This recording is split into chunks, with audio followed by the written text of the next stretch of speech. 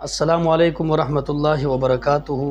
جی آپ لوگ کیسے ہیں؟ الحمدللہ ہم خیر و عافیت سے ہیں، امید کرتے ہیں کہ آپ بھی خیر و عافیت سے ہوں گے۔ ایک بار پھر آپ کے سامنے ماشاءاللہ میرج بیوروں سے مخاطب ہوا ہوں رشتوں کے حوالے سے۔ اللہ رب العزت کے ہمارے اوپر بہت سارے احسانات ہیں، اور ایک احسان یہ بھی ہے کہ اللہ رب العزت نے مرد کے لیے عورت کو پیدا فرمایا ہے۔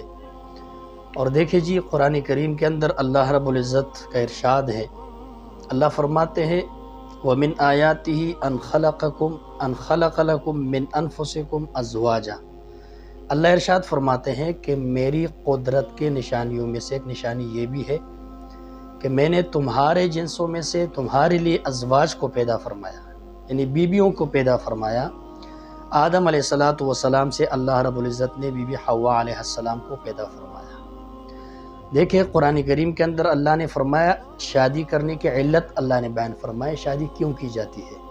اللہ نے فرمایا لِتَسْكُنُوا إِلَيْهَا، تاکہ تم عورت کے ساتھ آرام حاصل کرو، سکون حاصل کرو، قرار پکڑو۔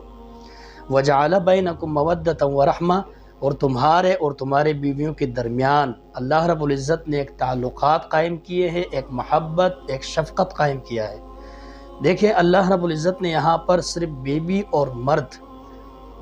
اور مرد خاون اور بیوی کے درمیان والی محبت کو اللہ نے بیان فرمایا ہے، لِتَسْكُنُوا إِلَيْهَا، تاکہ تم سکون حاصل کرو۔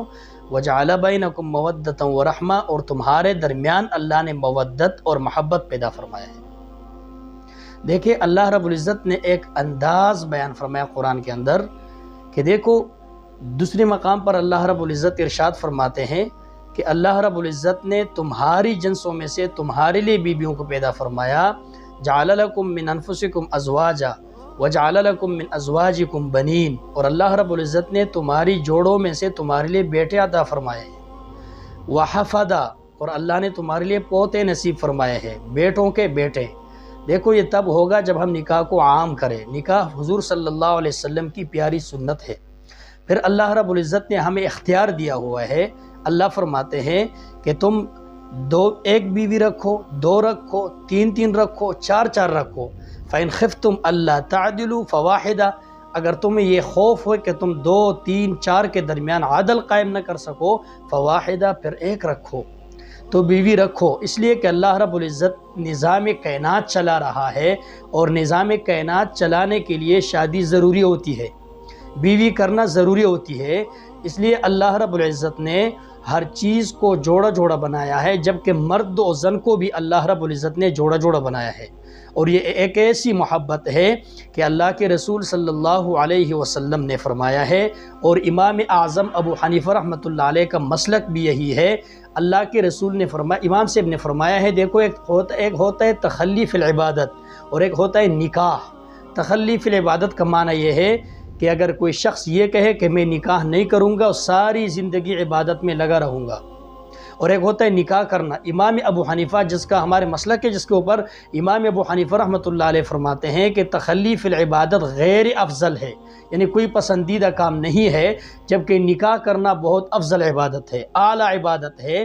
اس لیے اللہ رب العزت نے وضاحت کے ساتھ قرآن کریم میں فرمایا ہے وَأَنكِحُوا الْأَيَامَ مِنْكُمْ، جو غیر شادی شدہ ہے تم میں سے، ان کے لیے نکاح کرو، ان کے لیے نکاح کرو۔ پھر آگے فرماتے اللہ پاک إِن يَكُونُوا فُقَرَاءَ، اگر یہ لوگ غریب ہیں، نکاح کر نہیں سکتے، غریب ہے، اللہ فرماتے یغنی اللہ من فضلی، یغنیہم اللہ من فضلی، اللہ ان کو غنی فرما دیں گے اپنے فضل سے۔